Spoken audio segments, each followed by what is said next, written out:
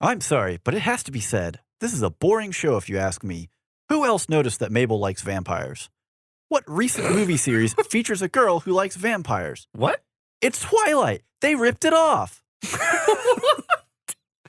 Mabel also loves pigs. Charlotte's Web. They ripped it off too. Okay. Oh, no. Oh, that reminds me. This show also has too much in common with Courage the Cowardly Dog and Scooby-Doo. The Venn diagram of the things they're ripping off. I know. A lot of overlap. Yeah, I know. A lot Tons of overlap. And one from 1977 called The Rescuers. Look it up. It might also be a rip on the very first Disney film ever made. Because it has animation. Snow White? Dwarves. Dwarves? Or gnomes, sorry. Bottom line, this show can't compete with any of the classics that I already mentioned. And Gravity Falls, Oregon, it doesn't exist. Wait, he thinks Twilight is a classic? I went there and it's not there. I've never been more disappointed in my life.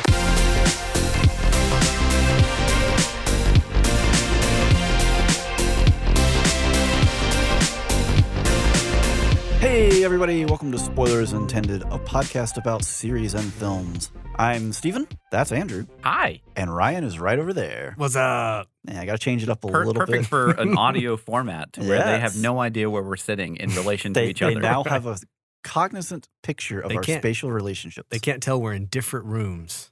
in different cities. Yeah. That's totally not what's going on.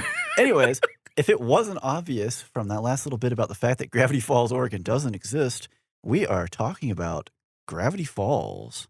Seasons 1 and 2. Seasons 1 and 2 combined, because that is a meager 40 episodes total. It's really not that bad.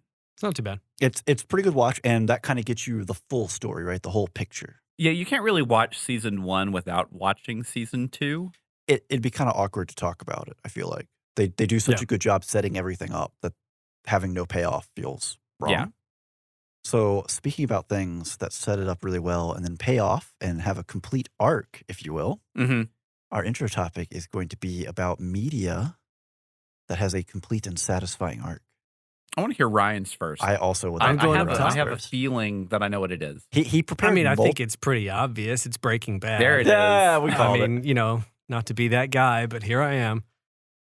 being that guy. Yeah, I think I was trying to think and settle on something Mm-hmm. that had like a very satisfying ending.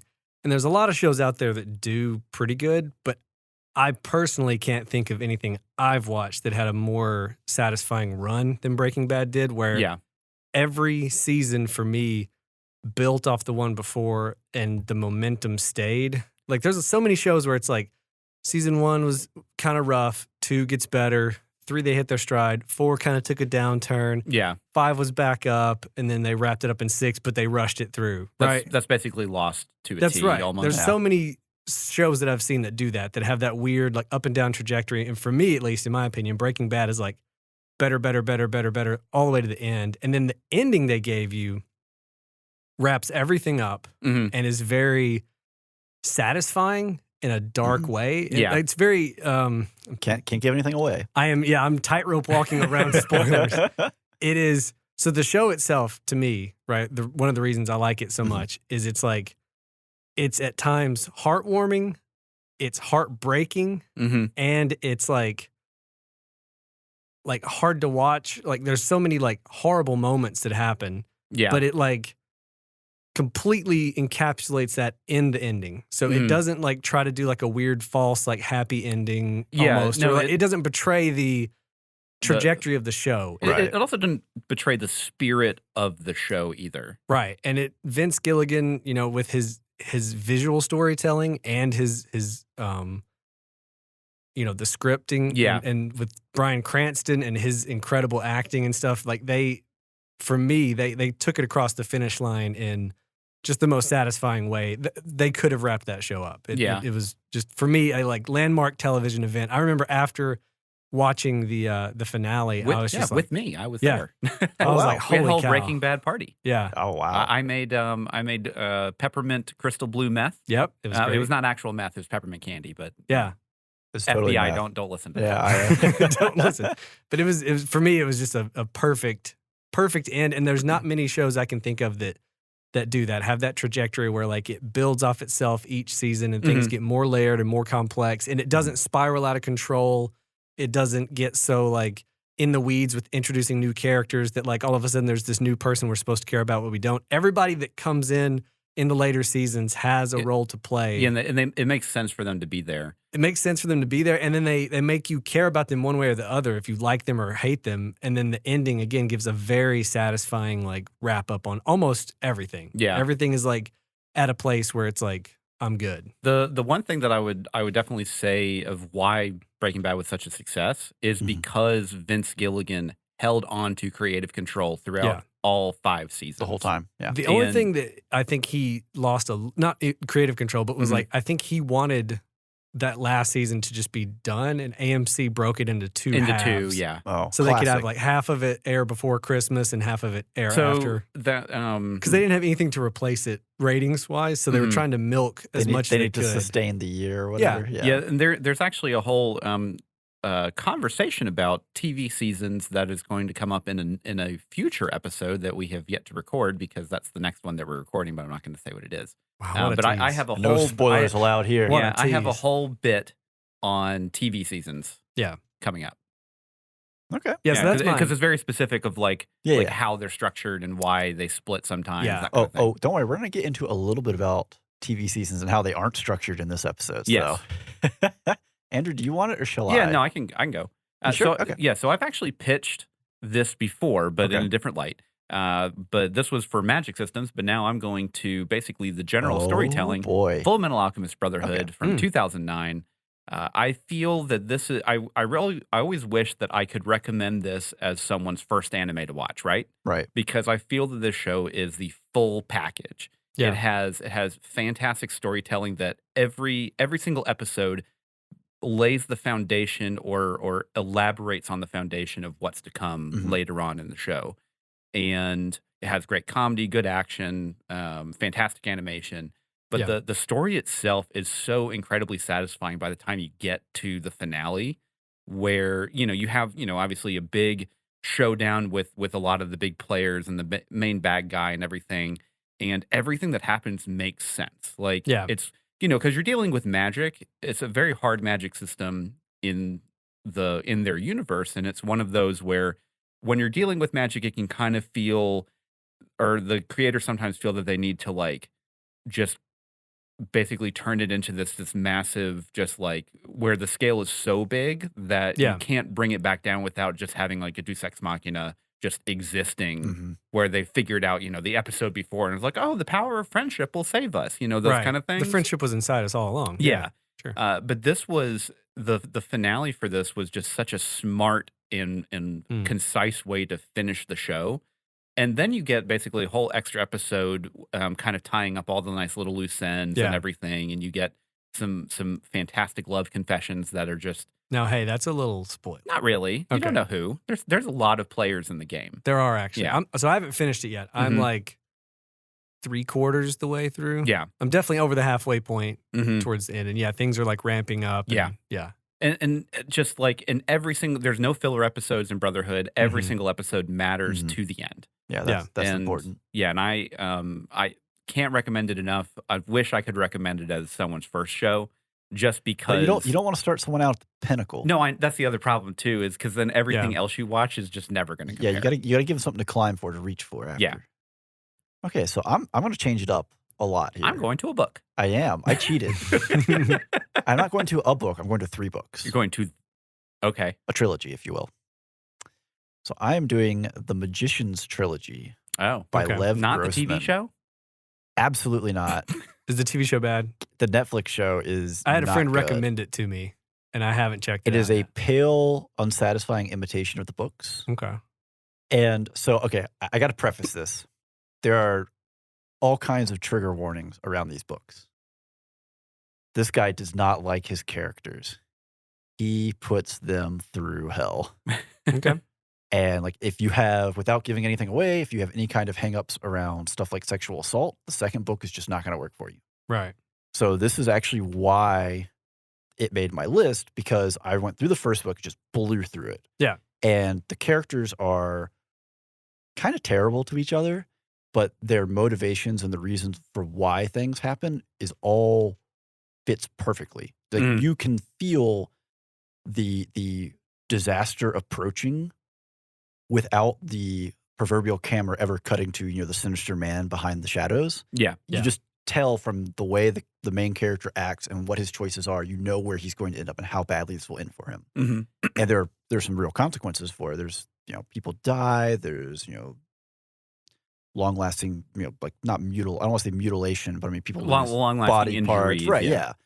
So there's real stakes in this. And then I hit the second book, and the second book was hard to read. It has some hard moments for some of these characters because you build up and you want to like these characters. You have an affection for them. And again, this guy does not like his characters. He's just brutalizing them left and right. Yeah. And I actually stopped reading the books.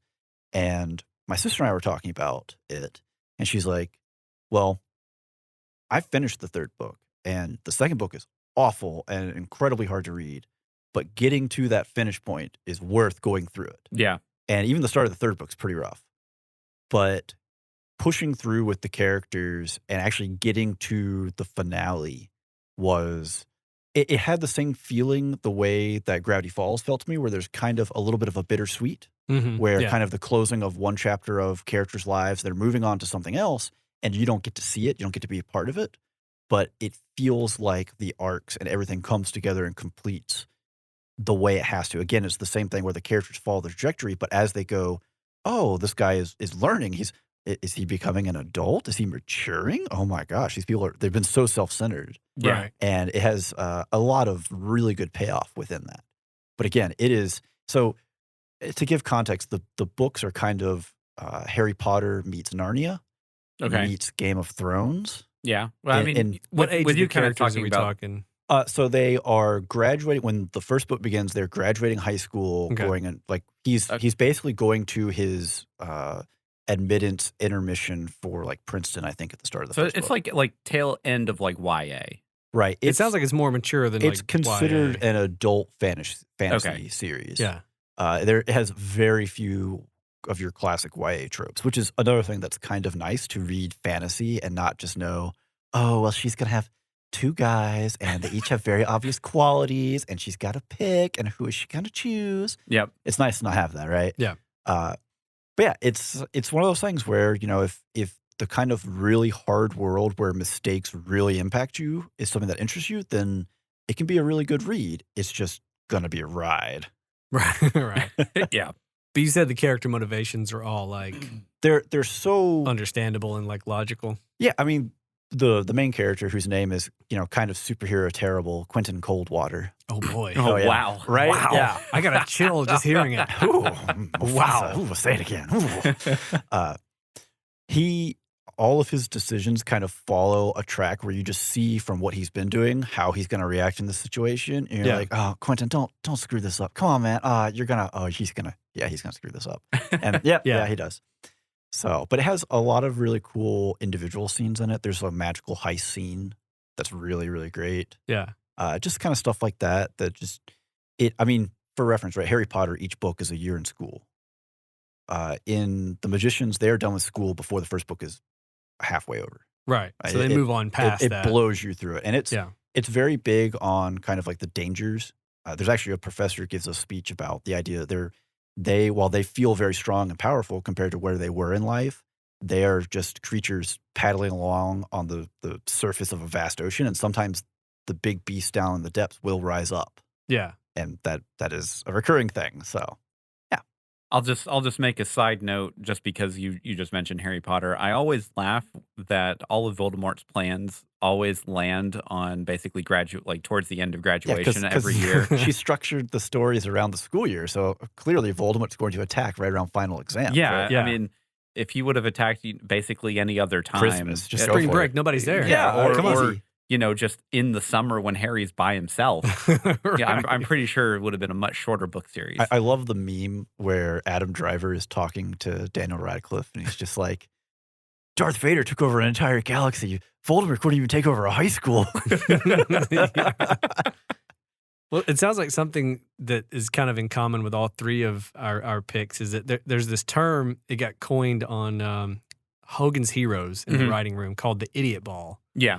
And it's when people have like character motivations that are bad. They And, like, just don't make any sense. yeah, because what they would do is they would get in the writer's room. They'd say, who's holding the idiot ball this week? And it would be whatever character. And that character would do something extremely out of character, extremely stupid, that would start the hijinks of the episode. Yeah, that would basically push the episode forward. Yeah, it was the inciting incident would be. And then the next week, you'd be like, all right, so who's holding the idiot ball this week? Who's going to screw it up this week? Yeah, and they would like, so it, to me, that's one thing that annoys me when I look at any kind of like the overarching arc of a show or a movie or a book, Yeah, it's anything. like if anyone communicated here like a normal human being, right. this wouldn't be a problem, or this episode wouldn't even exist. Or even if they, Right. again, it's more of a betrayal of like, this character logically would not do this. What's even their motivation? It's like it's happening for script or plot reasons instead of actual, realistic the smart stuff. people become very dumb, or they miss something obvious. Yeah. And, Yeah. Well, and that's I think one of the reasons why I like Full Metal Alchemist Brotherhood so much is that like everything that happens, like in every decision that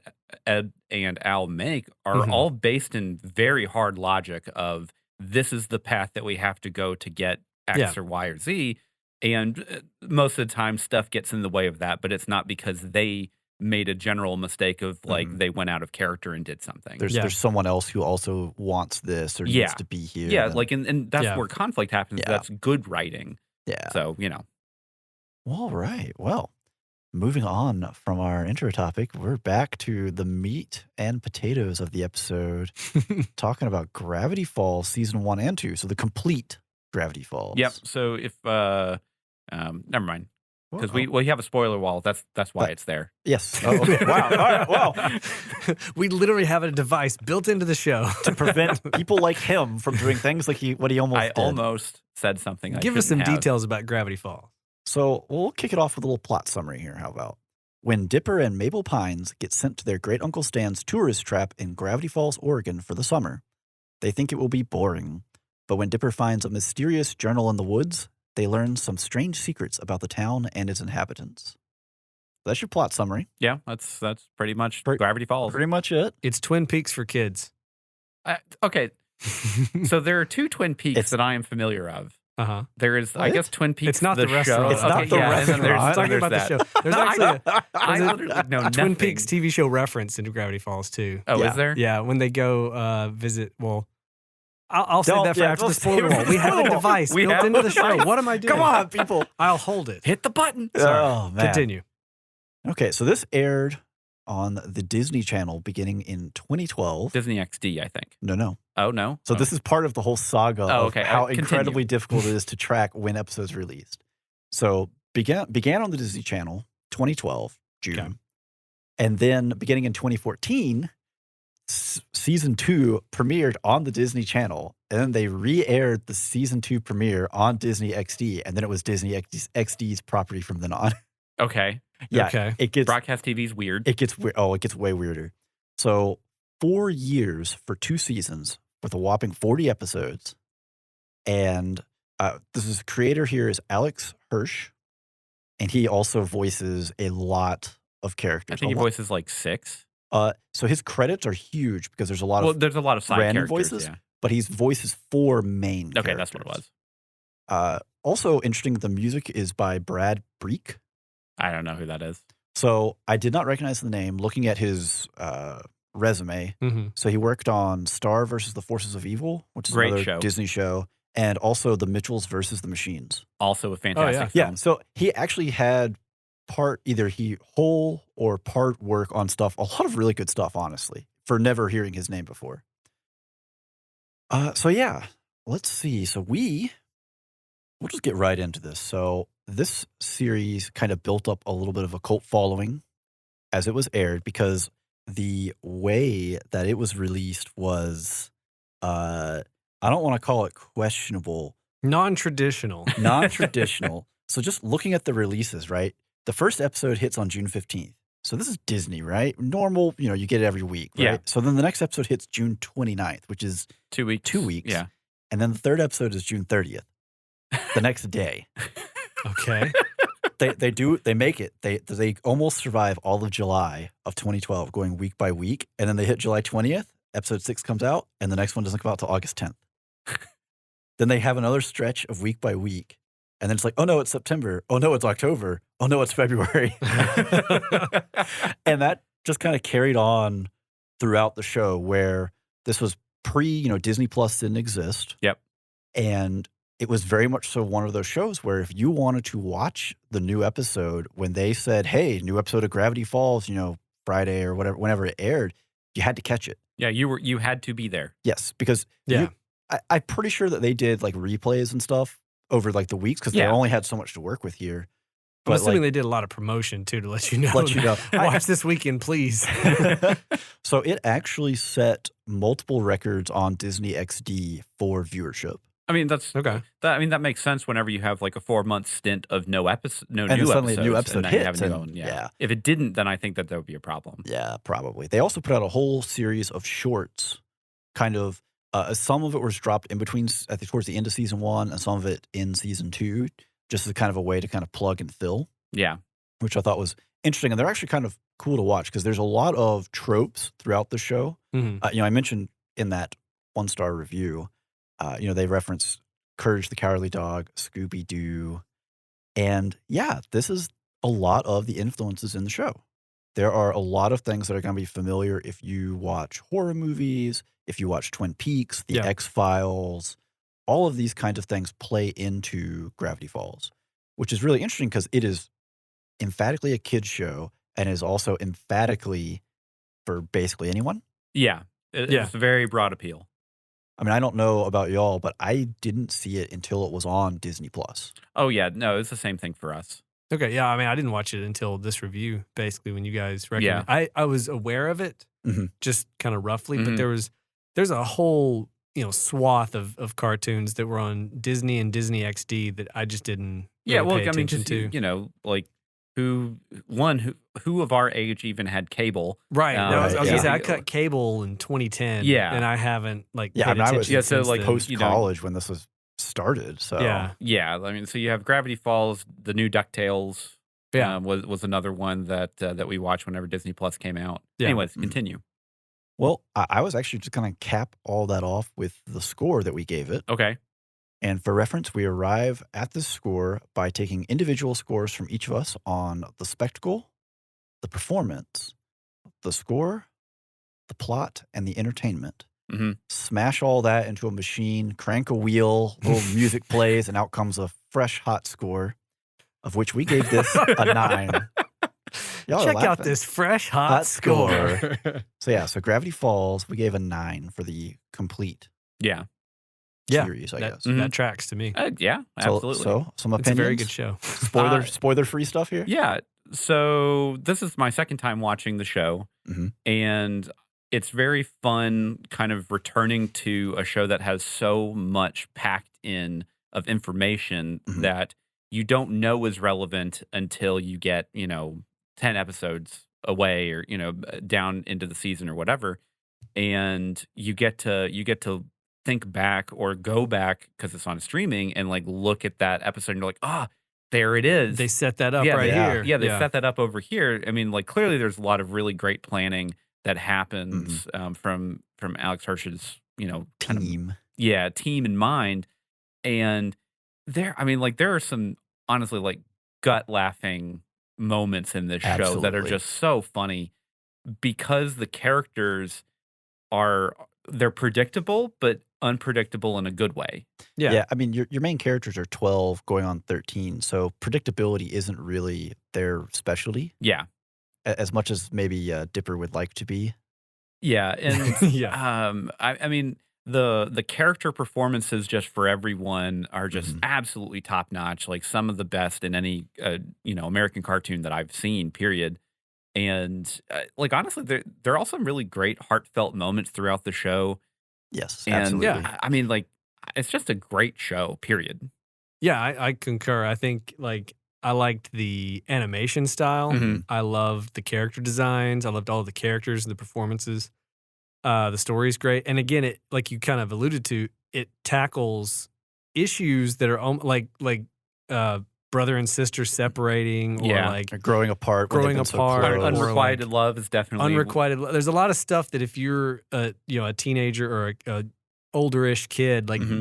there's episodes in here that it doesn't come across as like a Saturday morning special, like or after school special of Yeah. like, Yeah. hey kids, don't worry about losing your best friend. And It's knowing is fine. half the battle. And the Yeah. moral of the story was It never does that. It does Yeah. it with a very skilled hand of like it's telling a really good story. It just so happens to be Also a good message at the same a good time. message. Yeah. Yeah. And there's just a lot of fun. There's Yeah. a lot of like really like you said, unexpected moments where you're just laughing. And you're like, because somebody does something you didn't expect, or like I think the biggest compliment I can give it is that even though it's a kid's show, it never really feels like being a kid's show means it has to hold back on some of the jokes. Oh yeah, like there No. are some very adult It gets moments away with in there. a lot for a Disney show. Like I was very surprised at some of the stuff that happens. There's a lot in this show that like just blows my mind that Disney let this happen. Well, there's a whole. Is it a YouTube video? So there's a whole Twitter feed Oh, that was it. of basically Alex Hirsch's. Something that the youths are all about.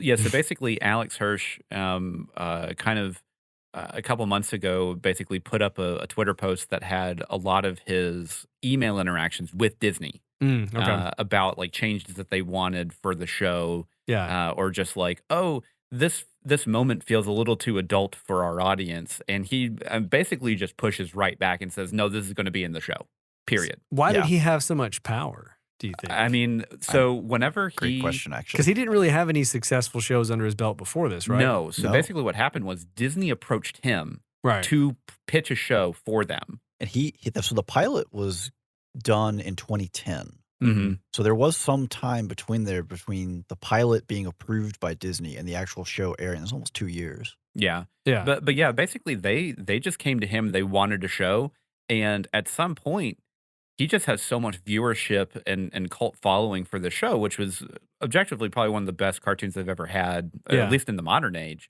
Sure. For Disney, you kind of just have a blank check at that point. He could just do whatever he Yeah, wanted. and there is he pushed back a lot on a lot of like I'll say more mature content of I'll say sexuality, those other kind of things that just kind of show up in the show. They're not main themes. And, Right. and they're It's not just- really bad. It's just they happen. You're like, oh wow, they Disney just aired this. Yeah, Yeah. yeah. It doesn't feel like a kid's show in a like derogatory way. Honestly, Yeah. at all. yeah. There are a couple of things where, and we'll get into it post spoiler wall, where Yeah. maybe they soften a few hits. Sure. Mhm. But for the most part, the emotional payoffs are and very good. There are a couple episodes in here where you're just like, oh man, this hurts. They're hitting me in the feels. Yeah. Aw, spoiler wall already? But I wanted more content. With the fancy effects they use today, what am I, made of money? According to their Facebook, we could get all their bonus episodes for just $1 a month. What are they, giving this away? No, it's all right here on their website, spoilersintendedpodcast.com. Give me that. Let me see this Discord. Episodes? Nah. Patreon? Huh. And they're giving none of this to charity? It all goes into making exciting new content. Can we sign up? Please? All right. But when we get home, we're working on your counterfeiting. This Ben Franklin looks like a woman. Aww. Alrighty, well, if you didn't get the message, we are officially past the spoiler wall. It is all spoilers all the time from here on out. For season 1 and 2. Yeah. So if you haven't Both finished seasons. it, yeah. The complete Gravity Falls experience. including the shorts and the bonus episodes. Sure, why not? Yeah, there whatever. were bonus episodes? So, fun fact, when the show ended, Alex created a puzzle, a globe spanning puzzle. We're going to get into that for entertainment. Oh, no. This is not a part of the end credits. Uh-huh. This is totally separate. And one of the tasks was completing a puzzle, like an actual physical jigsaw puzzle. Yeah. And if they did that, then he would release the actual original pilot on YouTube. Oh, okay. So Okay. so there's stuff like that out there Gotcha, okay. that isn't part of, if you go to Disney Plus and click it, it's not going to show you this. Yeah. So. Right. And also, oddly, or maybe not oddly, they took the final episode and broke it in two. Oh, did they? Yeah, so Weird Hmm. Mageddon only goes to part 3, and it was an hour run. It was 44 minutes. Yeah. And they split that in two on Disney Plus. I mean, it makes sense. I mean, you kind of It need. fits the flow a little Yeah. better, yeah. Okay. Yeah, I think it's better in a 4-episode format than it was if it was going to be like in an hour, because like it's one of those things where I watch a lot of animation. Mhm. I genuinely have a hard time watching like animated films after a For long while periods of because time. it like you're so like it's kind of like burned into you. Like this is Mhm. the format of 20 minutes, and then Mm. like after you get past that 20 minutes, it feels like it's kind of like dragging a little bit. I Unless don't think I've ever felt that way, but I I don't grew up think I have watching either. Disney Yeah. films versus anime series, Yeah, okay. etc. What we're saying is you should go see a doctor. Get that checked out. This is So- extremely serious. But before we get too much further derailed, let's talk about spectacle. Okay. Who wants to go first? Don't look at me. I'll go first. I'm gonna make Ryan. I've been talking. I'll make Ryan go first. I gave it a 9. Okay. right. I love the art style. I love the animation. The animators do a really good job of selling comedy. Mhm. They sell action and they sell drama. Yeah. All in a very simplistically stylized look for all intents and purposes. You know what I mean? It's Yeah. basically a 3-shade system. Right. And so with that limited palette, they do so much. It's like Yeah. incredible. The only reason I knocked it really is because there's a few moments where you can kind of see the digital works. Assist? Well, there's like at one point, I can't remember what episode it was. It was in season 2. Dipper holds up a menu and the menu is pixelated from where they like zoomed up a texture that Oh, wasn't. really? That happened twice. There was one time in season 1 where something is like pixelated, and in season 2 there's something else that's like Mhm. everything else around it is Interesting. pin sharp. So it's Yeah. not like the stream, Yeah. like hit a hitch. It's Mhm. this one element Yeah. was made to be seen here, and they pulled it up full screen or whatever. And then there's in the ending Weirdmageddon Part 1, I Yeah. think, Yeah. in Mabel's dream world. Maybe Mhm. it's Part 2. That's Where part they're 2, in yeah. the Part 2. court. Yeah.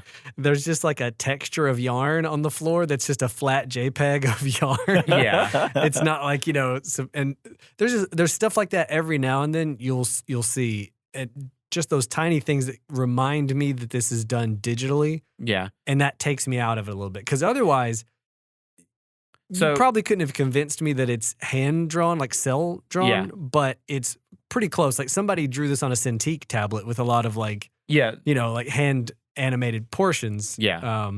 So for me, that what gives it the 9 is the colors, the character designs, the locations are great. Like the monsters are really well designed, and again, the animation can sell comedy, action, and drama, all with a limited children's show color palette and style. So the show, I gave it an 8. Okay. So the show is actually it's technically hand drawn. So it Yeah. follows the traditional, I'll say traditional modern approach to animating shows with a hand, basically not through Flash, right? So like Sure. shows like My Little Pony, Friendship is Magic, that is basically animated all in Flash. Well, And you- did Andrew just reveal to the world that he's a brony? Confirmed No, brony. no. Confirmed brony. I think I watched the first season. It was okay. Where's the I was alarm? never that impressed with it. But okay, so Brony. That's what it was. one of the reasons why Gravity Falls took so long per episode is Yeah. that it is a traditionally hand-drawn show. So they start with storyboards, they make keys in Yeah. and then they basically bring it into digital, then they do all the in-betweens and everything like on a Cintiq or Photoshop, whatever you want. I think it's Toons Animator is what they used, but I Yeah. could not get a confirmation on that after doing a lot of research. It could be Flash, I don't know. But and then everything is basically rendered and finished in After Effects. Essentially, is by the time it gets to like us, right? And if you don't know what any of these programs are, Then basically it's someone drew it by hand using digital means. They used a Yes. computer and like a tablet hooked up to A the computer. walker. Correct. It is Yeah. not traditional cell animation, Yeah. which is what you normally see with anime or older anime and Or everything like like the that. classic Walt Disney. You're going to see the Correct. animator holds 2 frames in their hands and they're flipping back and forth before they put another line down. Yeah. Yeah. People aren't flipping 2 Cintiq tablets Mhm. back and forth to see. That would be So- quite an impressive show, actually. So I gave it an 8, and I only knocked it basically 1 point because I'm actually not the biggest fan of the animation style Okay. or the character designs. I Yeah. like all the monsters and everything; those are really Right, cool. yeah. But just the people designs are just a little too simplistic for me. Mhm. But Mhm. I'm also I grew up on anime. I'm not the biggest fan of American animation. Right. Yeah. So, like, I think that's just more of where the holdup is for me. Yeah. Because like everything else, like the show is beautifully animated. It does comedy very well. It does drama really well. Just the actual style just doesn't do it perfectly for me, but that's totally fine because it's still it doesn't take away from the actual content of the show for me personally. Yeah. Right. So I gave it an 8 as Mhm. well. And a lot of similar points to kind of some of the things that Andrew's been hitting on. I did not notice. I think the yarn thing did stand out to me. The yarn definitely stuck out as, Yeah. as one of the big sticking If I points. find for what me. it was in those other episodes, I'll try to take a screenshot or something. But it was. I want to say one of them was like a menu or something from a restaurant. Yeah, where he like in the held it up, and diner. when it did, it was like, that's not the same resolution as everything else. But yeah, I think one of the limitations, right, is the character designs for the main characters were pretty basic. So they basically, like I said, it's a 3-shade system. So Mhm. they have basically general shadow, primary color, and one top layer of shading. Right. So it kind of limited sometimes what they could do. You're not going to get any kind of really crazy action sequences from any of these characters, and you're never going to get maybe the kind of in the action camera angles because that's just not what they're animating at Sure. the end of the day. Yeah. It's much more of a basic kind of flat on camera at all times. So this was actually a point, and you just kind of reminded me of that. One of the things that did kind of take me out is during like the Weird Mageddon kind Right. of thing. Whenever they go in the car wreck, and then like basically Wendy comes out and she has like bruises and stuff, and Mhm. like it's just basically like a little gradient on top of her Yeah, character. it looks the looks bruises really look weird. It looks And out of place. Yeah. some of that might have been just an attempt to appease Disney. Of hey, look, they can't come out of the car bloodied. Okay, look, we're playing this Saturday morning, guys. What are you doing to me? Right. Yeah. Like Could've that's been. the thing is like it's entirely possible that Yeah. it's a Disney thing. Because there's definitely at least one other episode. I can't think of the name of it offhand, where Mabel has like a bruise, quote unquote, on her elbow. Yeah. And yeah, it's just a weird shading effect going on there. Mhm. It's not really something that I would even like because they do the cartoon scratches, like the little hash marks. Yeah. And that reads better than this did. It I does. feel like. So yeah, I mean, overall, I think the monster designs, like when they dip into horror, they put the Oh. whole foot in, right? Yeah. Oh, man. The monster designs for Weird Mageddon are terrifying. Not only that, like the shapeshifter, Mm-hmm. that was yeah. like crazy. It's like That one's really good. He's not really a monster, but the guy from the episode of Fight Fighters with all the pixel animation So is I figured fantastic. That you would was bring great. that one up because Yeah. Yeah. they do such a good job of incorporating that style of video games into their existing animation, right? Yeah.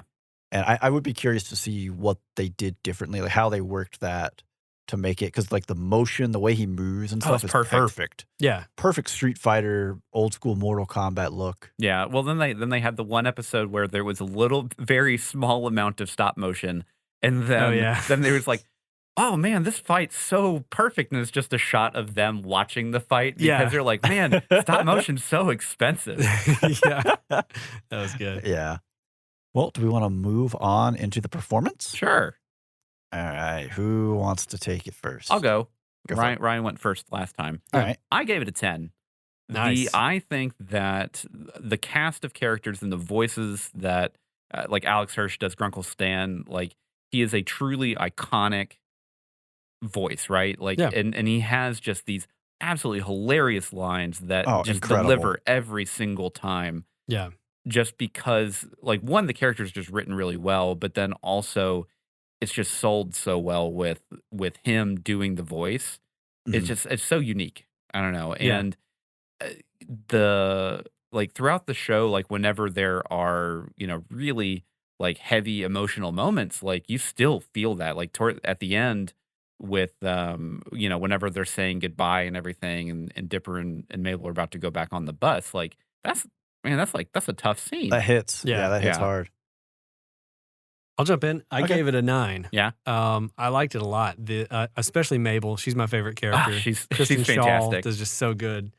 Obviously Grunkle Stan. All the side characters are great. Yeah. Like the only real member of the cast that isn't like just incredible is Dipper, but it's not so much Jason Ritter's fault of his performance and more of it just like he has to be the straight man. Yeah. It's For the comedy to work with you have so many wild like Seuss and Grunkle Stan and then Mabel. that like you can't have Dipper be like absolutely Wacky, zany, off the yeah. rails also. Yeah. And Dipper's character just in general does grate on me after a while. Whenever like there's very Dipper-centric episodes, I do kind of just turn it off a little bit. Yeah. Just because like the more he talks, the more I just see myself as Dipper as a 12-year-old. And I'm just like, oh no. You're like, Andrew, shut up. Andrew, shut up. Because it's like I know where he's going with this. And it's just like, oh no. Yeah. It's too close to home. It's too close to home.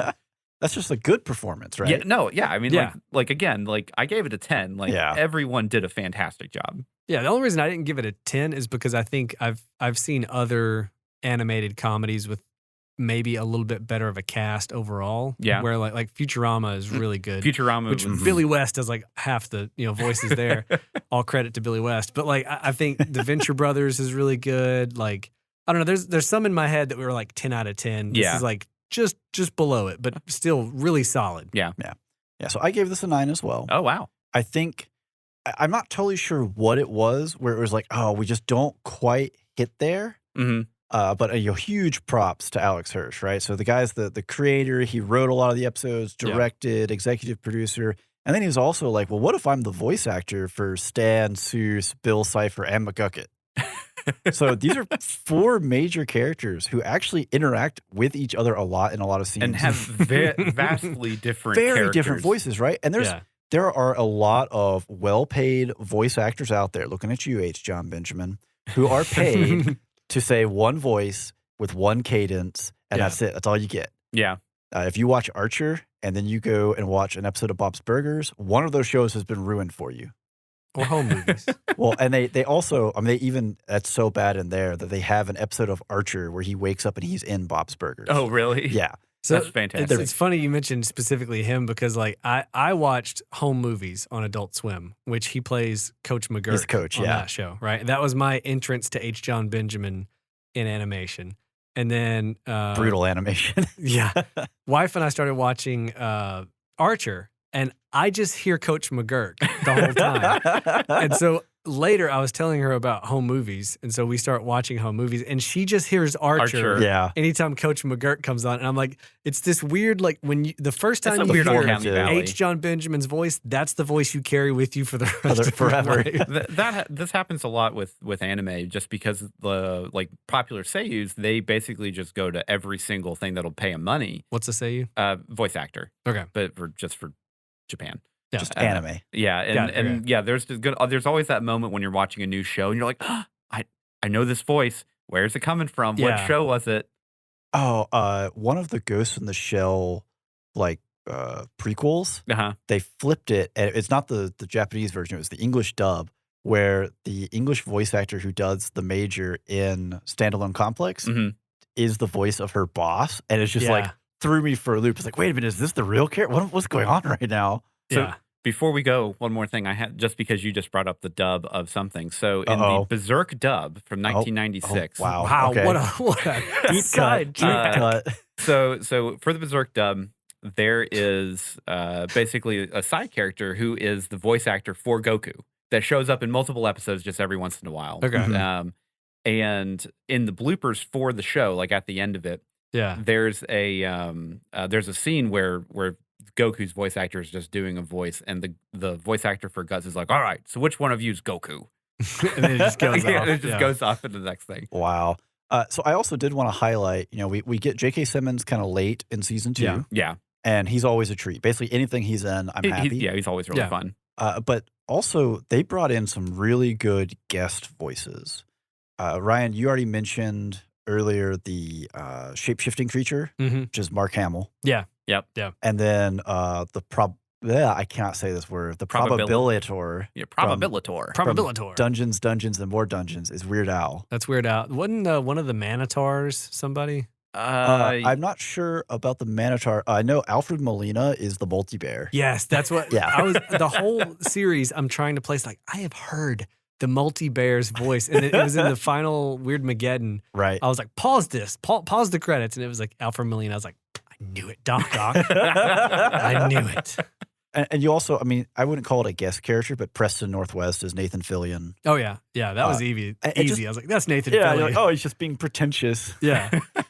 But there's just so many good voices that they brought in. I guess my biggest thing maybe is we have some really, really hard-hitting emotional episodes, and I feel like it's carried better by sometimes the animation because they're kind of just quiet moments. Yeah. Mhm. So it's more the animation and the plot got it there versus like, a character has to break down and cry or be in hard pain or these kinds of things. So you Yeah. don't get those kind of peaks and valleys. Yeah, I think one of my favorite like early moments was when they're on the fishing trip on the lake, and Literally episode 2. yeah, episode 2, and obviously Dipper and Mabel go off and do their own thing, and then Stan's just kind of sitting in the boat, and he's Man, just, that like hits. you can tell because he's like, it's fine, I don't need them anyways, and then you can just immediately just like feel the like I wanted to spend the day with them, and they didn't want to spend the day with me. Just me and my fishing lures. Yeah. Oh.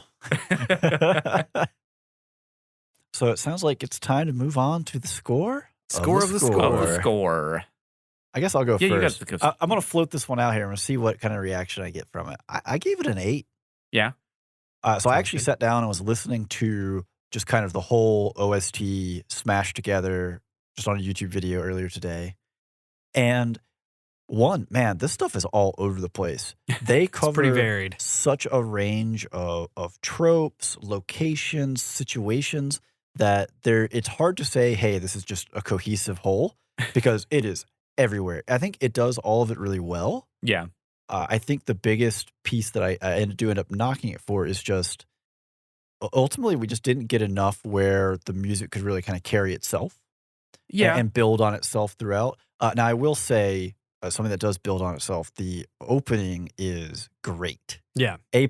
Really good song. I got very sad at the end of season 2 whenever they started doing the Bill version? The weird no, Mageddon? the Bill version is great. The shortened Oh, yeah, the shortened intros. intros. I hate that they were because running out I of think time. they needed like 30 extra seconds or something to get it. When we were watching it, we were trying to figure out like, so wait, why did they do the full intro last week and a really short one this week, and then the next episode is like, I think Yeah. them just Medium? needing Yeah, because it was broadcast TV release. They had to Right. hit 24 minutes. so they Yeah. they must have been shaving Mhm. 20 seconds here and there to get a Yeah. little more animation. Yeah, time. that does make me sad. I do love the twist though when you get deep in season 2 and you get the intro and it's Oh Yeah. yeah, the Bill Cipher Weird Mageddon one is fantastic. so good. Yeah. All right, guys. I'll jump in. yeah. I also gave it an 8. Yeah. Okay.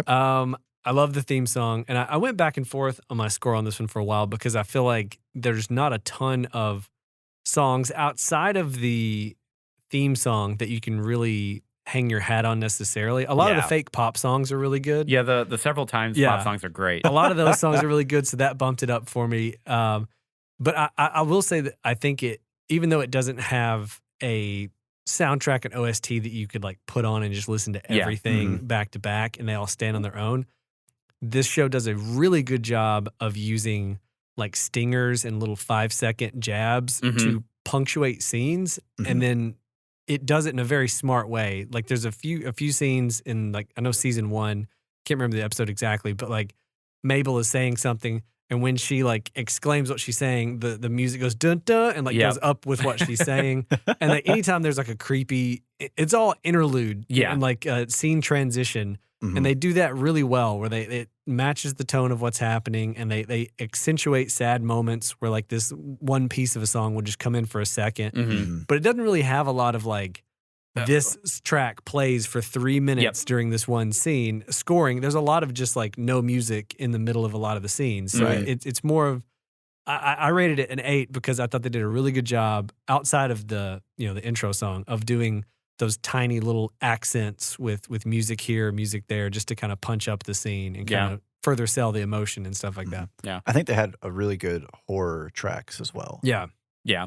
Yeah. So Ryan took every single point. Oh, no, Wrecked. I'm Yeah. sorry. Wrecked. I also gave it an 8 for Hey. for honestly the exact same reasons. The stingers that they add in to to each little scene and everything, because like Yeah.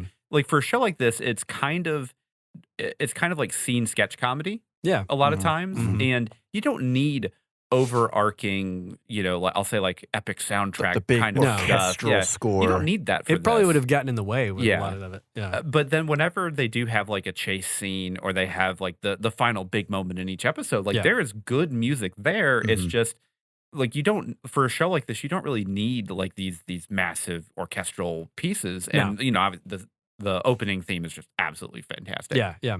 And I mean it was a solid 8 for me. I probably wouldn't give it's probably closer to the lower side of an 8, but yeah. Well, I went back and Yeah. forth on 7 to 8 just because, again, you this isn't like a soundtrack you could buy Yeah. and like really listen to Yeah, and yeah. enjoy throughout. But in the context of how they use it in the show, I thought it was really Yeah. well done. Mhm. I love how much of a consensus this is. I had a 7, and then I wrote over it with the 8. Yeah, we're all we're all right really on on the edge. this one. Yeah. So the big, beefy boy sitting in the corner.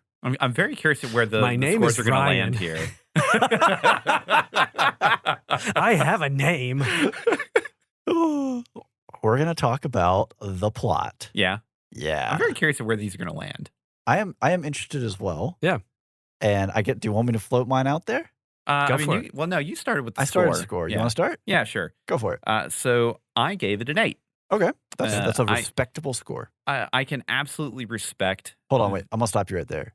No, you gave performance a 10. I was about to ask you, did you give everything an 8? No, but I can absolutely respect the planning involved in basically 40 episodes of interconnected timelines and interconnected hints of like kind of what's to come, especially with all the Bill Cipher kind of just like imagery and because at the beginning of the show you're kind of like, oh, this is Kind of fun. it's just kind of innocent. fun. It's Where like, we oh, it's like the headed? Illuminati, ha ha. Yeah. But then like as you get further on, you're like, oh, this is like a character, and he's Yeah. he's probably the big bad guy. Yeah.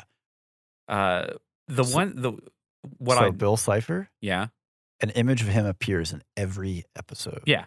Somewhere in the background. yeah, he's like the cat from Trigun. Yeah. So, so what I knocked it for was there are a couple episodes that I feel are hindered by basically either too many threads Mhm. kind of going on. I would definitely say like the episode right before Weird Mageddon is maybe a little bit too stuffed with a couple different stories, not really different storylines, but a little bit of extra stuff in there that probably could have been a little bit more weaseled out. Trimmed down or Yeah. addressed before Weird Mageddon kicks off, maybe. And We're some talking of about the Dipper and Mabel versus the future. yeah. Yeah.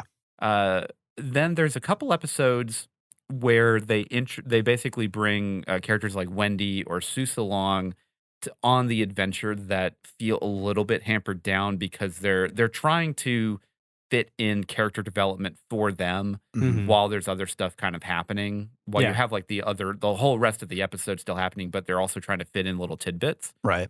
And it most of the time works, but there's a feel like couple it's- episodes here and there that it feels kind of ham-handed where they're just like, this is a character, you need to know this about them, so 4 episodes down the line they can do this and it's not going to feel weird.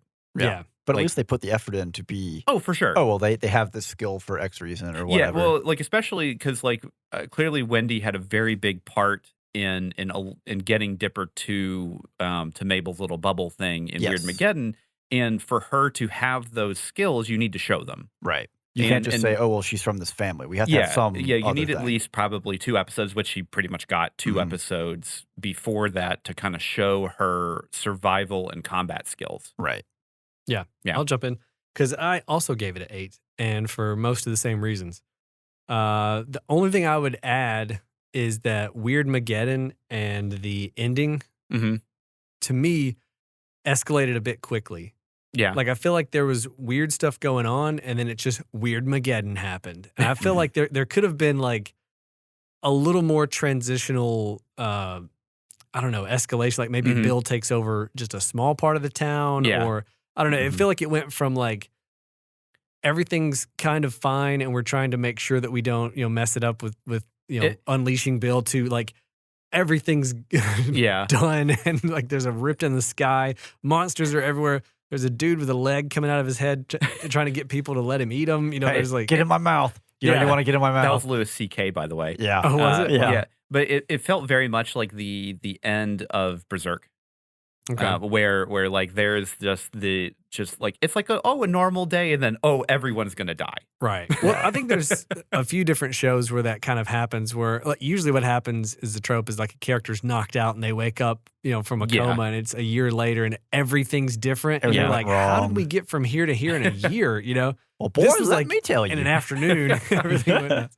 But other than that, like I thought the plot was good in that they laid out the plan. Mm-hmm. They reference things. Everything connects logically, for Yeah. the most part. Like I didn't have anything that stood out to me as like, Mm-hmm. well, why would that happen? Like you're saying, some of the moments with like Seuss and Wendy and other characters they don't get the same TLC as other episodes. There's Yeah. like one Seuss episode that's like really good. Oh, Like the one with Seuss his and the dad. Real Girl. Seuss and the Real Girl is really Yeah, good. that Really one's a really good. good one. So there's some episodes where they do it right, and others Yeah. it doesn't quite hit. It was a little clunky. Yeah, and but overall, I enjoyed it a lot. I think the plot for me was very satisfying, and again, it tells a complete story and has a satisfying end. Yeah. Seuss Yeah. and his dad is Blenden's game. Blenden's game, Blenden's okay. game was it's so like because that's the thing Such is a like good episode. it's a good episode from the perspective of Dipper and Mabel. but then you have this kind of like Seuss backstory, which it's still good and it hits Yeah. decently well,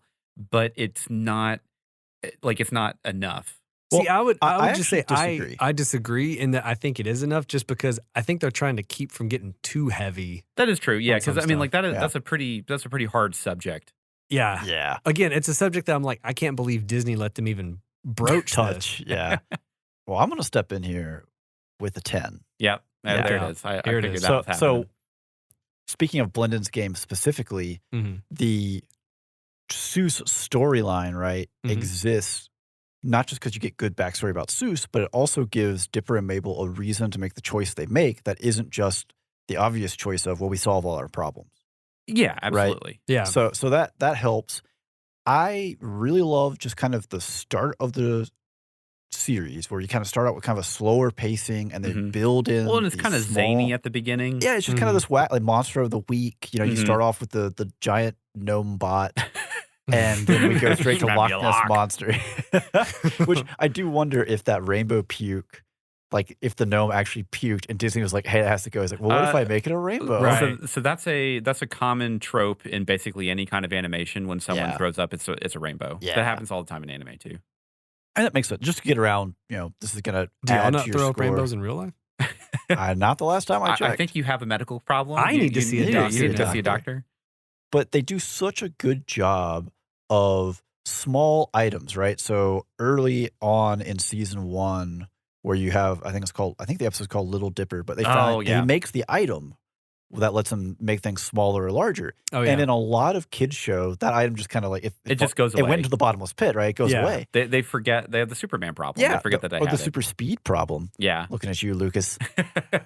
But no, like that item actually has relevance to the end of the story. Yeah. Same thing with the memory gun, the Mhm. grappling hook. the grappling hook, like the grappling hook that doesn't work ever until it does. until it does. yeah. But like any of these items in most kid shows are single throwaway things that just don't come back, but they're so strong and powerful and useful. The characters hold on to them. They actually make use of them. And like Yeah. stuff like that, I can't undersell it enough, right? Like it's such a payoff because you don't have the moment of, well, why is my character an idiot now? Because the story needs it. That they never really suffer that. Yeah. And you don't have that like light year problem with the cat where it's just the get out of jail free card of Mhm. like, no, Right. it's a flamethrower. Now it's Now whatever. it's a sleeping dart. Now Now it's a it's whatever. sleeping dart. Yeah. They have actual logical, reasons for why all this stuff exists and how it works. Well, That they- and the thing I'll definitely give it props for is one of my biggest things. Whenever you have something that is quotation marks dangerous, you need to have an Right. example, Mhm. and they pretty much always give you an example of like this is actual danger, and this is what will happen to them if this thing catches them. Right. Well, you have the Summerween monster eats the kid right at the start. Right. It's just like, wow, they let that one go by. Okay. Which is a terrifying monster. Oh man, that Oh, yeah. monster is horrifying. I feel that was an homage to No Face. It is. Oh, It absolutely. totally is with Yeah. the mask and the way Yeah. it moves. Absolutely. There's a lot of homages in this show. But yeah, the plot, like too, like just to shout out some of the comedy the way that they set up certain jokes and certain like things, and then they pay them off the same way, even in the same episode, and the running gags that like keep coming back, I think was really well done. I mean, even commitment to stuff like Blendin, where his name literally is there because he blends in, because they have the episode with Waddles where he has to go back and fix all the time anomalies. And if you go back to the previous episodes and pause the frame, he's there. Yeah. Oh, really? Yeah, you just didn't see it because he blends into the background. Yeah. That's literally why he's named that.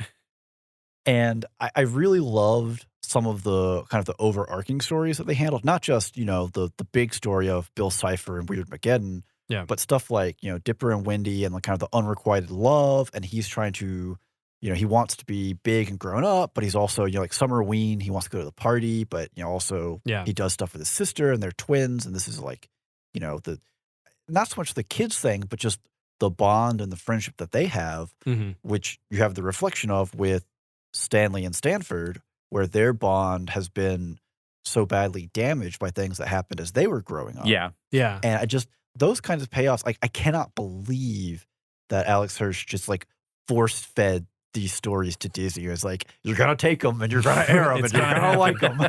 Well, it was a really good job too on both those fronts of like showing two sibling relationships that are so different, but still both feel very real. Yeah. Like that's how siblings are on both levels, you know?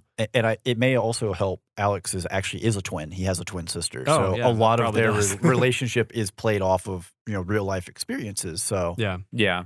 I think that definitely helps give it more weight than it could have had. Well, because like honestly, like a lot of the interactions with them, you know, I'm an only child, so I'm only speaking just from hearsay, basically. But you know, you have those moments with siblings to where, you know, you guys are at each other's throats for one moment, and then you guys can turn around and laugh about something because you have so much history with each other because you've known each other your whole lives that you have these inside jokes that even if you're mad at each other, like, hey, that's still pretty funny, and only you would get this.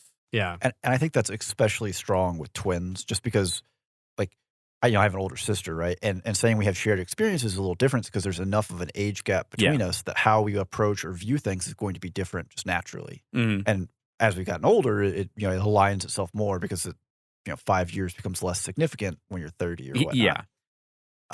But with twins, you experience everything at the exact same time. It's kind of like her with the Halloween get-up. It's like, oh, we're always, in Halloween costumes together because they're twins, right? This is just the thing they That's do. just what you do. It's Right, expected yeah. of them. So, yeah, so there are so many stories and episodes in here that are great as one-offs, just a single piece that also still fit into a puzzle that I can't help but look at that and just admire the effort. Oh, absolutely. And I gave it an 8, but I had a 9, and then I kind of scratched it out after I kind of thought and looked at some of the episodes that I didn't like and kind of what I didn't like about them. Yeah. So I wrote a 10 and never questioned it. yeah. So I think we're moving into entertainment. Entertainment. You didn't tell me y'all were going to do that. I feel left out. We just You got could have that- joined got that- in. I We could made have. eye It was- contact. the moment passed by the time. Stop trying to make fetch happen. I know. It's never going to happen. So who wants to be entertained first? I think Ryan should go. I'm curious. I gave it a 10. oh, yeah. Oh, boy. Yeah, I loved it. I really had a lot of fun. Even none of the shortcomings of the show even come close to detracting the entertainment I had, the fun I had while watching it. Yeah. Any cartoon made for kids that has references to Spirited Away and Twin Peaks and Street Fighter. And things like X-Files. that are speaking my language. Yeah. Yeah. And I think I love all those shows. I love the X-Files. I love Twin Peaks, obviously. Any kind of mystery show. I never really got into Fringe or any of that stuff, but Fringe was fun yeah, for a little while. It feels like that's what I heard. That's And why then I I never just checked lost it out. it, yeah. It just loses the thread. To do that in a kid's show is incredible because again, it walked that tightrope of never being overly complicated to the point that I cannot wait to try to get my nephew to watch this. I Yeah. don't know if he would like it. He's 6 going on 7, but I feel like kids can get something out of this, but there's enough here for adults to watch it unironically and not be trying to, I guess I can see through the kid show aspect of it to enjoy some Yeah. deeper meanings. It's just solid all the way around. Mhm. And we watched it. I started watching it without my wife, and then she heard me just cackling from downstairs. And so she was like, "What are you watching?" And she started watching it, caught up with me, and we watched it together the whole way through. And just like several moments where we had to pause it so we could stop laughing, and then rewind and continue. I with the bet episode. her favorite is either Grunkle Stan or Maple. I think she has trouble deciding between which one would be her favorite. Yeah. It's impressive, right, that they took a character like Grunkle Stan, who is at his core a con artist, a shyster, all these terms, and they still make him endearing. Like they land the heart of gold, even with him still being true to himself right up to the end, like almost destroying the world over his principles. Well, and you, especially like, and I think that's what made his backstory episode hit pretty hard. Oh, man. Because like you can see that like he's honestly a genuine person. It's just basically the circumstances that got him to where he is I mean, pretty heartbreaking because you have a falling out with your brother, then your parents don't want you. Like you ruined their life. Yeah. I mean, there's just so many things that just kind of add up, and he went through all of this stuff, and like there's a reason why he's this grumpy old man. Yeah, and he never crosses over into like Bender from Futurama levels of like he's actually a bad person. Yeah, I think that's the difference between this show and something like a more adult animated, cartoon like Venture Brothers or Futurama or Archer. Simpsons even or Archer. Yeah, they're just all terrible people. Is it like like none of the people in this show are genuinely terrible people. It's all fairly wholesome. Everybody that does anything bad does it for a reason, or they make a mistake and it's an honest mistake and they regret it. There's nobody that's just an absolute dirtbag, even though Stan is kind of like portrayed as one initially as like this shyster that has this mystery. When there's no police around, anything's legal. Right. I mean, has the kids, well, our last family fun activity wasn't that fun. What was it? Benjamin Franklin looks like a woman.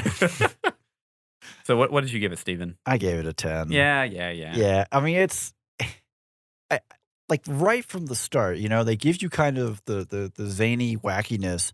And even at the start, they hint at there's something deeper with Stan going down behind the vending machine right off the bat, right? They know that there's something else they want to play with here. Yeah.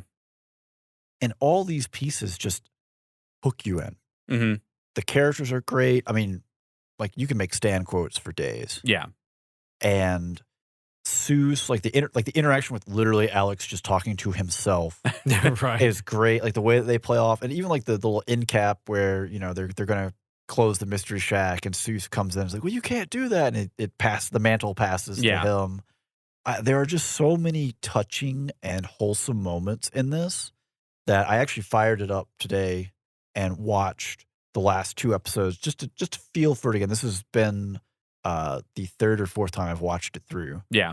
But I've watched most of season 1 in the run up to this just because we thought we were going to record this a while back, and I had watched all of it. And I was like, well, this is what's oldest on me, but I want to touch the end part again. Yeah. Because it hits so hard. Like it connects so well. For me, there's not even a nostalgia play. I didn't see this when it was on TV. I was in my upper 20s when it was released. And there's no, kid memories. There's no looking back. And this has held up really well. And I think it's going to hold up and age extremely well decades from now. Whereas, when I go back and look at, the shows that I am nostalgic for as a kid, I turn on now like, this is garbage. Why did my parents let me watch this? G.I. Joe, some of the plots in the original G.I. Joe series are man. like, what is happening? They're non-existent. Yeah. So, Andrew? I would say one thing real quick. I'll just play off what you're saying with like no nostalgia. Mm-hmm. I wish this had come out when I was a kid. Oh, you wish you could be nostalgic for this, right? I wish I could be nostalgic for this. This is the pinnacle. You got your little nephew running around watching, whatever TV show they're into now, and you're just like, well, back in my day, our stories had real plots. And like, oh, okay, Grandpa, well, what are you gonna do? You gonna put Teenage Mutant Ninja Turtles on? No, son. Sit down and watch some Gravity Falls. So what'd you give it, Andrew? So I'm gonna go ahead and preface this. I think that this is the best American-made TV or cartoon, period. Just hands down, is at least the best one that I've seen. Right. And there are some good ones that show up here and there, but this is hands down the most complete that you're going to get. Right. I gave it an 8. Okay. So that's the peak for America right there for Andrew. Is 8. 8. I mean, I can be proven wrong. obviously, but I mean, this is the best shot here. So so the reason why I gave it an 8, I think, was when we initially started watching it. The only reason why we started watching it was because we had a very large group of friends that would not stop talking about it. Right. okay, yeah, I understand this it feeling. was so Yeah. overhyped Right. that Mhm. we got through like the first season, and we were like, obviously we enjoyed it. Like Right. we had a good Yeah. time. We loved the characters and everything, but every time I kind of like look back on the show, I always felt that there was kind of like one like element that was really missing to like really put it all the way up to like, Mhm. oh, this is like one of my favorite shows, Yeah. kind of thing. And it could be the animation style, I don't know, but there was just a couple episodes here and there that just never really did it for me. Yeah. And I know we have the ones that we enjoyed the most written Yes. down. So I'm just going to kind of go over 2 of those, one Okay. from season 1, one from season 2. So season 1, I'm probably going to take it from maybe one or both. I've got reserves. Go Um, for it. So Fight Fighters, episode No, 10. Yeah, you're totally Gotta safe. love Fight Fighters. It is such a great callback to Street Fighter. Mm. The graphics are absolutely hilarious, and there are just so many good little inside jokes if Mhm. you are into fighting games, right? Uppercut, downward cut, bowl of punch. Yeah. Just the classic feel of an arcade game. Yeah. Oh, Yeah, and the way they animated the character in their world Mhm. was just great. wait, stand still. This No, is no, as still stand as I still. can be. I am standing still. Did you kill my father? Yeah. So that one's just one of my like. I look forward to that episode every time, and I will absolutely go back and rewatch that one. Where did you get that pipe? I punched a barrel. And then from season 2, it is the Northwest Mansion or Murder Mystery episode. where You're just Gravity taking both Falls. of mine. Gravity Falls turns the corner and just ratchets it up to 12. Well, so you have The ghost is so good in that one. the ghost is great. Yeah. You have the bleeding from the eyeballs, Of, like, taxidermy. Yeah, all the taxidermy animals. Which Yeah. is terrible. But honestly, the reason why I liked it was because you actually got basically a redemption episode for a character that we felt had no redeeming She's qualities. just kind of there to be an antagonist until that moment. Yeah, and the reason why I liked it was because it really underscores the fact that she is that way because her parents are that way. Right. And the only reason, like, because she actually is a good person at heart and she wants to, have friends and have acceptance and everything like that. Yeah. But because she grew up in this kind of household where they expect very, very rigid kind of things from her, just outward society wise, like that is just who she became. Yeah. And whenever you see kind of through that veil, like it's actually a really great character building moment.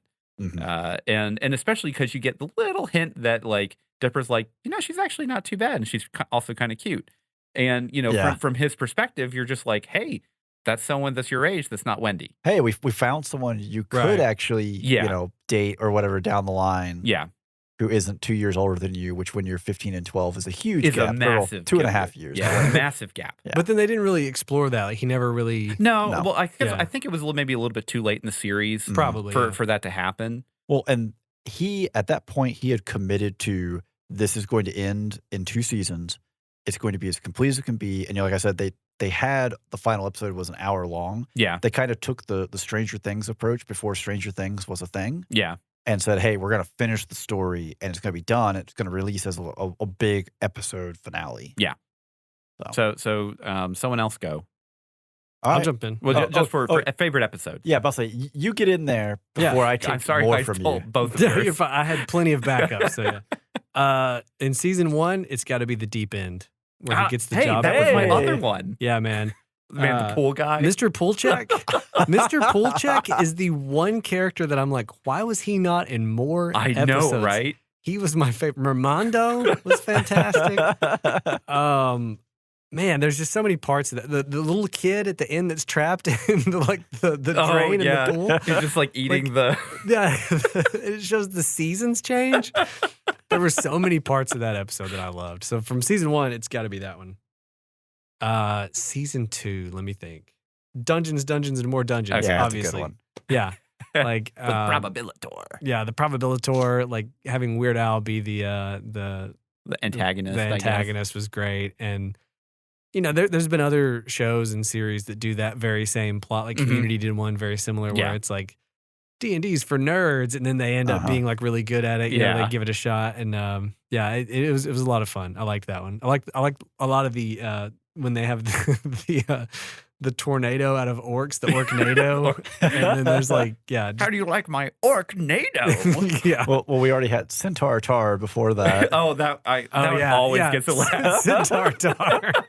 or before they get to that point when Grinda just like hits the troll over the head with a chair, and Mabel's like, he's just lying there, right? And they make Stan and Grinda make eye contact. He's like, there's no cops in the force. What happened here stays here. Yeah, that's my 2 episodes. Yeah. All right. Well, you only stole one of my backup options, so we're pretty safe here.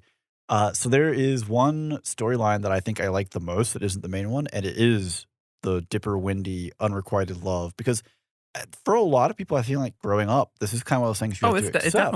It definitely happens. That, well, it's not just but you also have to accept the idea of, well, this isn't going to work. Like, how do I take what I can learn from this and go somewhere else with it, right? Yeah. So, episode 5, the inconveniencing.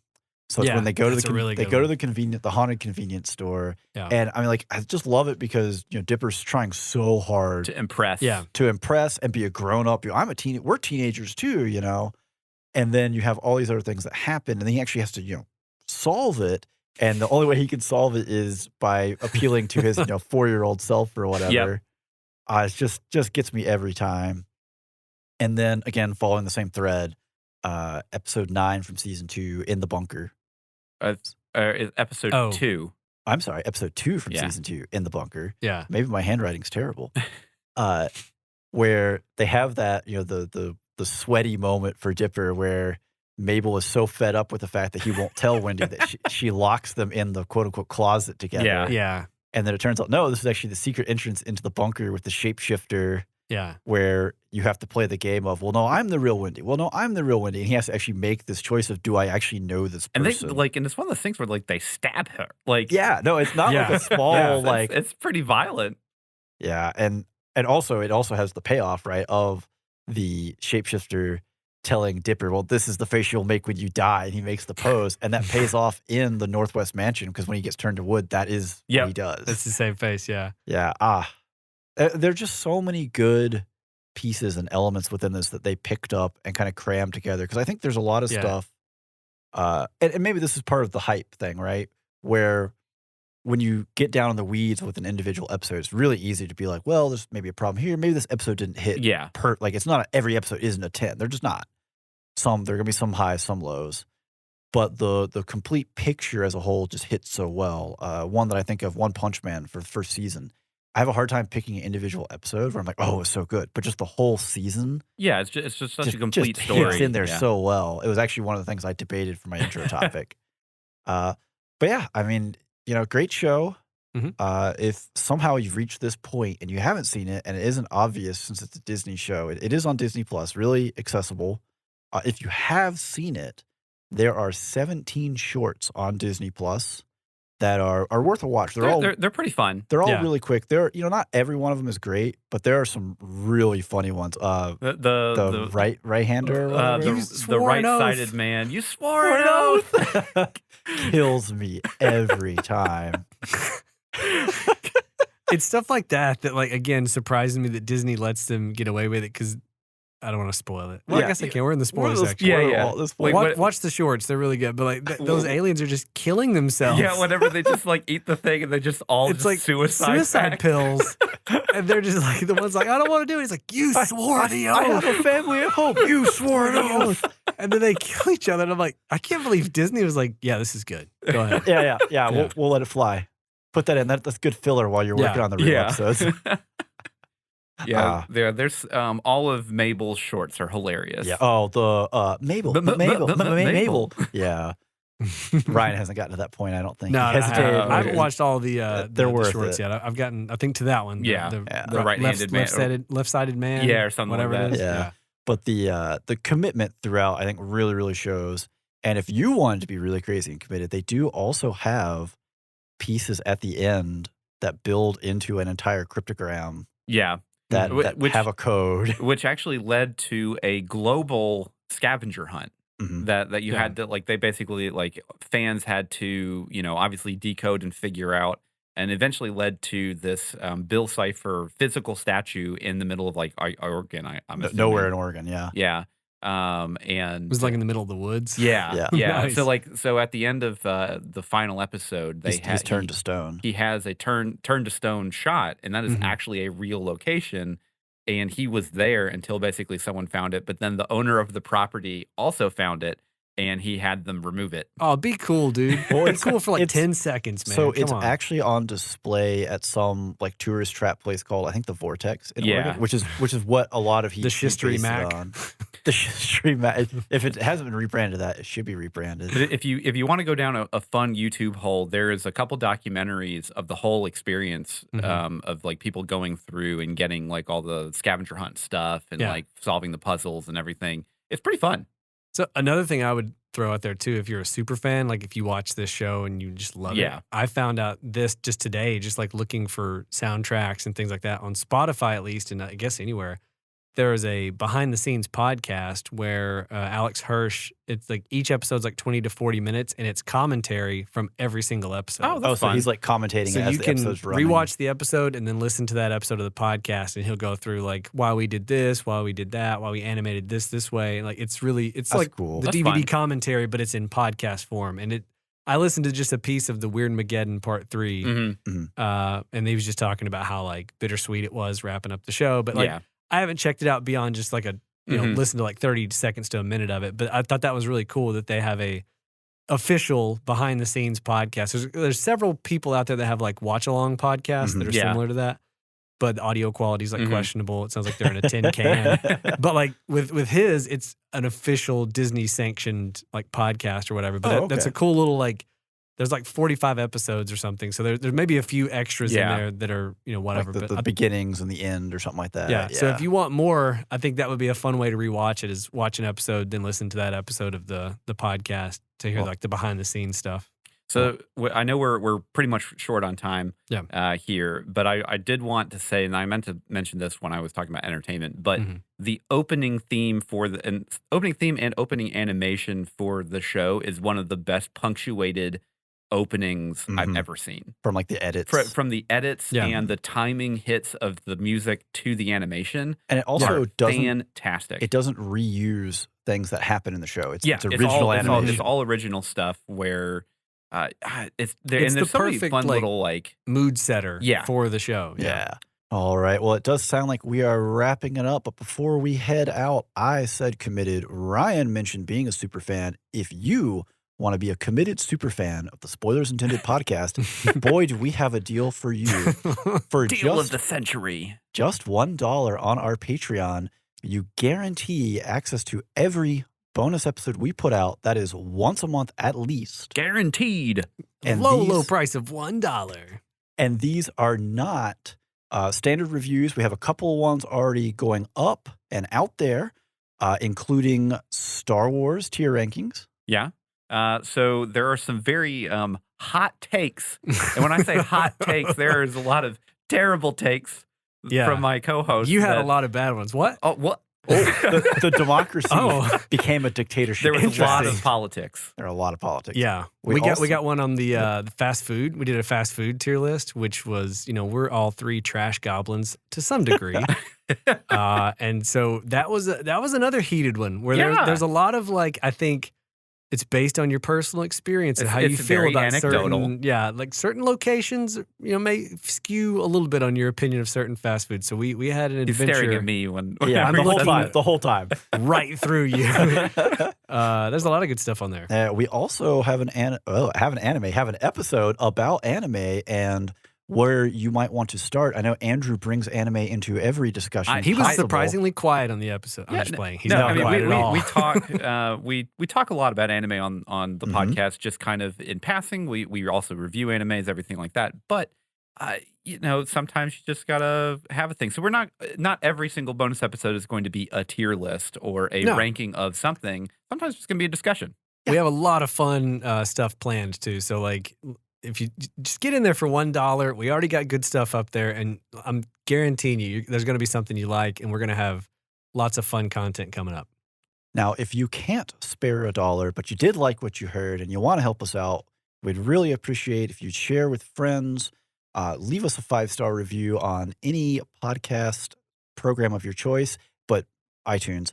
But any iTunes, it's really helpful. I can't stress enough. It's really crazy how much they dictate how things go. Yeah. But yeah, if you can't help out for $1, any kind of review out there, 5-star, share with your friends. Just, you liked what you heard and you want more people to hear it, we would greatly appreciate. Also, yeah, on social media, if you see us post something on Instagram or Facebook, like it, share it. Like, help us get the word out there about this show. Yeah.